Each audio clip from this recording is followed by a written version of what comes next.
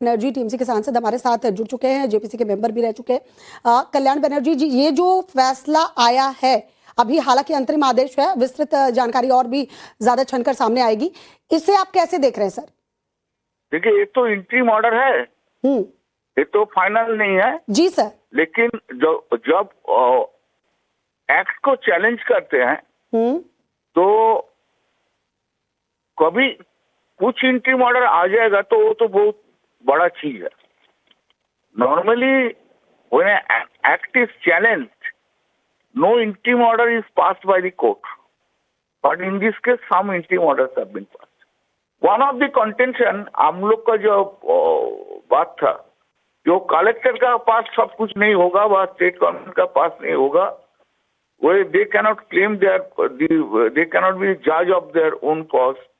वो क्लॉज को तो इंटरिम ऑर्डर दे दिया, स्टे कर दिया। दो नंबर हम लोग का बात था कि वो जो वक़्फ़ जो बोर्ड बना रहा है, काउंसिल बना रहा है, उसमें ज्यादा नॉन मुस्लिम है, मुस्लिम कमती है, उसको भी रेस्ट्रिक्ट कर दिया। जो हम सुना है, हमें तो अब तक नहीं देखा है, जो हमने सुना है। नंबर 3 नंबर है जो 5 बरस का मुस्लिम को रिलीजियन में रहना होगा, प्रोफेस करना होगा, उसको भी स्टे किया है। कुछ मेजर जायगा जो है हम लोग का जो बात था, वो मेजर जायगा में अभी इसको स्टे हो गया, इंटरिम ऑर्डर दे दिया। तो हम इस तरीका से देखते हैं जी, पूरा एक्ट स्टे नहीं हुआ, वो तो कभी नहीं होता है, इंटरिम स्टेज में कभी नहीं होता है, वो भी हम लोग जानते हैं। लेकिन ये जितना आया है वो तो हम लोग का, वो तो बात वक्तव्य थे, हम लोग वो तो बोला था। अभी सरकार को ये जो इंटरिम ऑर्डर आया है उसके बाद सरकार क्या करेगा? हम लोग को जो मेन कंटेंशन था, जो डिस्ट्रिक्ट मजिस्ट्रेट और ऑफिस जीत है और एक बड़े खतरनाक अमेंडमेंट को माननीय उच्चतम न्यायालय ने रोक दिया। चलिए, तो एक बड़ी खतरनाक मंशा पर केंद्र सरकार ने रोक लगाई है, ये कांग्रेस सांसद इमरान प्रतापगढ़ी ने कहा, जो कि इस मामले में याचिकाकर्ता भी हैं। तो कल्याण बनर्जी को आप सुन रहे थे, जिनका कहना था कि 3 प्रावधानों पर रोक लगाई गई है और ये अंतरिम आदेश है, अभी विस्तृत आदेश आना बाकी है और उसके बाद देखते हैं, क्योंकि इंटरिम आदेश जो जारी किया गया है जिसमें कानून को पूरी तरह से, कानून पर रोक नहीं लगाई गई है। गौरव, जो कि इमरान प्रतापगढ़ी सांसद, उनसे बात कर रहे थे, और गौरव, आपने बातचीत की है इमरान प्रतापगढ़ी से, उनका क्या कुछ कहना, पहले दर्शकों को सुनवा देते, फिर मैं आपके पास आती हूँ।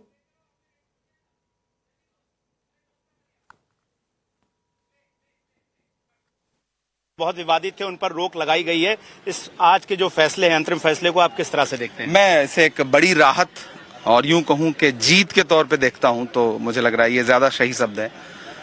4-5 जो बड़े अमेंडमेंट्स थे जो इस कानून को बहुत ही खतरनाक बना रहे थे और पूरी तरह से वक्फ की देखरेख करने वालों के लिए, वक्फ की संपत्तियों को यूज करने वालों के लिए एक तरह से उनको बेदखल करने वाले पॉइंट्स थे, उस पर माननीय उच्चतम न्यायालय ने रोक लगाया। कलेक्टर राज जो लाने की कोशिश थी, उस पर रोक लगाया। प्रैक्टिसिंग मुस्लिम कैसे डिसाइड होगा, ये माननीय उच्चतम न्यायालय ने पूछ लिया और उस अमेंडमेंट पर रोक लगाया। तो कुल मिलाकर के मैं इसे एक बड़ी जीत के तौर पे मानूंगा। सवाल यहाँ पर यह भी है कि वक्फ बाय यूजर जो सबसे विवादित विषय है, और वक्फ को लेकर जो मिसकॉन्सेप्शन की बात कही जाती है, वो वक्फ बाय यूजर के प्रावधान को लेकर कही जाती है, उसको लेकर क्या कोर्ट ने अभी कोई कुछ आदेश में कहा है? देखिए, माननीय उच्चतम न्यायालय ने उस पर भी टिप्पणी की है। पूरा जजमेंट पढ़ने के बाद उस पर विस्तार से बात कर सकेंगे, क्योंकि माननीय उच्चतम न्यायालय का फैसला है और अभी पूरा जजमेंट मिलने के बाद ही हम उस पर शाम तक बात कर पाएंगे। लेकिन जो फौरी तौर पर जो प्रथम दृष्टया हमें जानकारी मिली है, उसके हिसाब से माननीय उच्चतम न्यायालय ने जो मोटी मोटी बातें कही, वो वक्फ की लड़ाई लड़ने वालों के लिए बड़ी जीत के तौर पर। प्रैक्टिसिंग मुस्लिम की जो बात बार बार कह रही थी, ये क्या ऐसा कोई पैमाना धार्मिक ग्रंथों में उल्लेख है कि 5 साल से तय हो जाएगा कि कोई इस्लाम मानता है या नहीं मानता है? नहीं, अगर मुझे तो हैरत है कि वो किसी धर्म में कैसे तय होगा, सिर्फ इस्लाम में नहीं। आप किसकी आत्मा में झांक करके बताएंगे कि कौन प्रैक्टिसिंग हिंदू है, कौन प्रैक्टिसिंग मुस्लिम है, कौन प्रैक्टिसिंग ईसाई है? कैसे डिसाइड करेंगे आप? तो माननीय उच्चतम न्यायालय ने सरकार की उस मंशा को समझा है जो उस पूरे कानून को खतरनाक बना रहा था। तो ये एक बड़ी जीत है और एक बड़े खतरनाक अमेंडमेंट को माननीय उच्चतम न्यायालय ने रोक दिया। चलिए, तो एक बड़ी खतरनाक मंशा पर केंद्र सरकार ने रोक लगाई है, ये कांग्रेस सांसद इमरान प्रताप गढ़ी ने कहा, जो कि इस मामले में याचिकाकर्ता भी हैं।